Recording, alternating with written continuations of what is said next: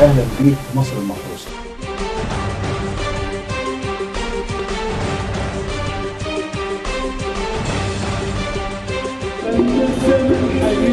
بقول لك ما عندناش خلاف، ما عندناش فلوس. عاوزة ايه من الفن؟ هل الشهرة؟ هل النجاح؟ تحية شهداء ثورة 25 يناير. أنا أدعو الشعراء جميعا إلى محبة الشعر.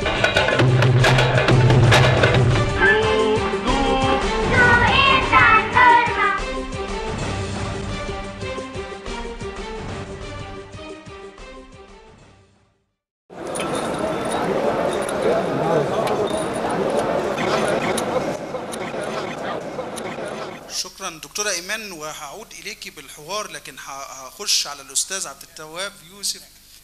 لا ما أستاذنا، لا أصل هي في النقطة دي إحنا زي ما حضرتك إحنا دردشة مش فإحنا في النقطة اللي اتكلمت عليها الدكتورة إيمان سند حول طفل 2011، طفل مختلف، طفل متمرد، طفل الأفق بتاعه متسع، طفل الخيال بتاعه ليس له حدود.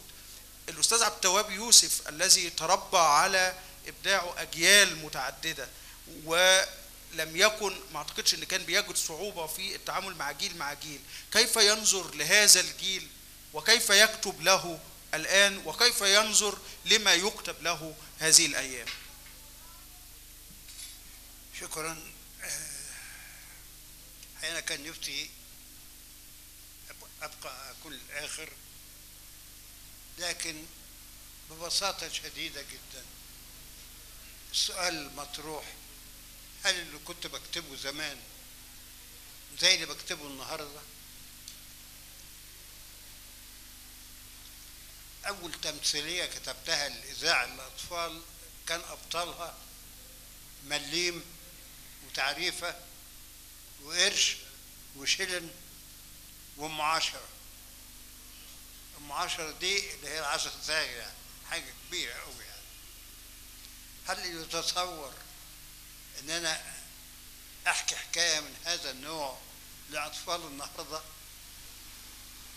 طبعا مش منطقي. إذا كنت ابتديت ده بتطور مع الأطفال أنا كمان. أنا واقف في أكبر دار نشر لكتب الأطفال في أمريكا، ومعايا المحررة. لقطت كتاب فريته كده وأقول لها الكتاب ده باع قد إيه؟ قال لي اشمعنى الكتاب ده؟ قلت لها بس حاولي تقولي لي يعني. قالت لي باع كتير قوي وأنا مش عارفة ليه. قلت لها أقل من 3 مليون؟ قالت لا أكتر. كتاب اسمه الشجرة المعطاءة، شجرة بتتعامل مع الطفل، علق عليها مرجحة بتمرجح. كبر شوية وقال لها ما بقتش تكفيني المرجحة، أنا عايز يبقى معايا فلوس. ادت له فاكهة باعها. وأنا بألف في الكتاب، كتاب كبير مش صغير يعني، لغاية ما عايز أتجوز ادت له خشبها عملوا أساس بيته. قال لها عايز أسافر ادت له جذعها عملوا مركب وسافر. وبعدين بعد رجع كان بقى كبير في السن، لقى جذع الشجرة حتة صغيرة كده. قال أنا تعبت أقعد استريح هنا، شوف الشجرة عملت إيه معاه. فبتقول لي إيه تصورك ليه الكتاب ده باع؟ قلت لها بتصور إنه أي جد لازم يشتري الكتاب ده لحفيده. قالت لي أنتوا في مصر الجد بيحكي؟ لا احنا متوسط الاعمار، الكلام ده كانت سنة 72 73. لا احنا متوسط الاعمار عندنا صغير، ما بنشوفش جدودنا، يعني انا ما شفتش حد منهم. لكن دلوقتي متوسط العمر الحمد لله بقينا بنحكي ونشوف أحفاد وأحفادنا بيتجوزوا في حياتنا، والأمور اتغيرت واتطورت.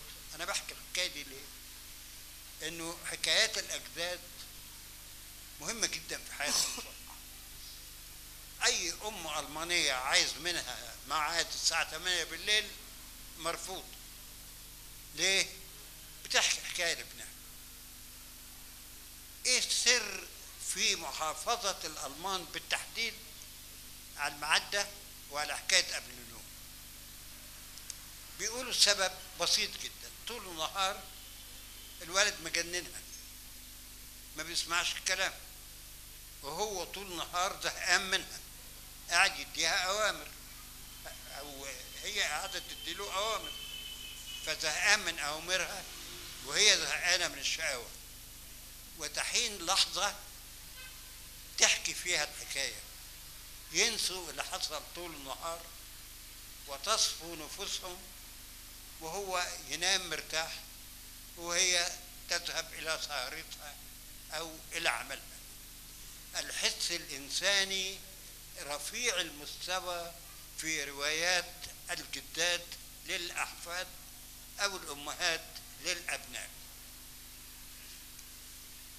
أهمية الجدة دي والعنصر الإنساني في الموضوع أنا جربته مع أولادي ومع أحفادي، وحسيت قد إيه رائع التواصل الإنساني، فهو أفضل كثيرا من الراديو وأبلة فضيلة والتلفزيون وميكي ماوس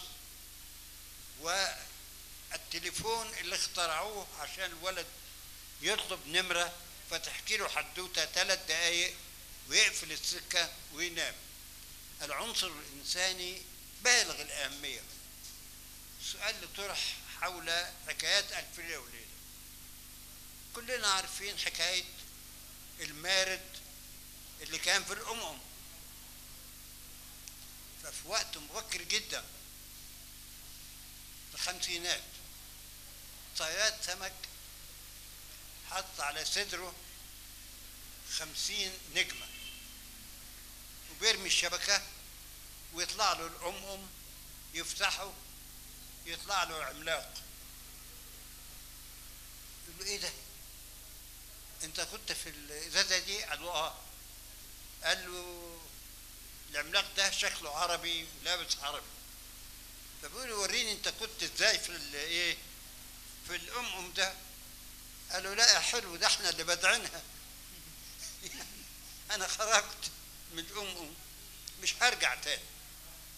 تتطور الحكاية دي بعدها بسنوات، يدعك الأمم يطلع له المارد.